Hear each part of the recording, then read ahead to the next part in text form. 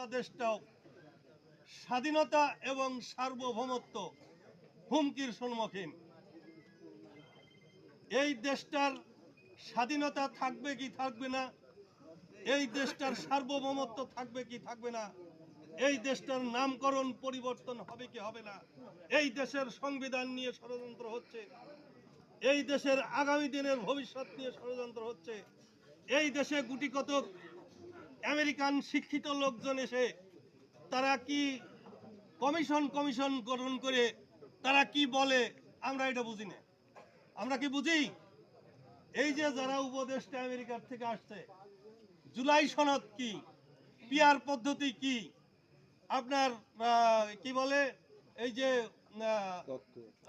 কি ঐক্যমত্য কমিশন কি, এটা কি আপনারা আমরা বুঝি? আপনারা কেউ এই জায়গা বলতে পারবেন যে আপনার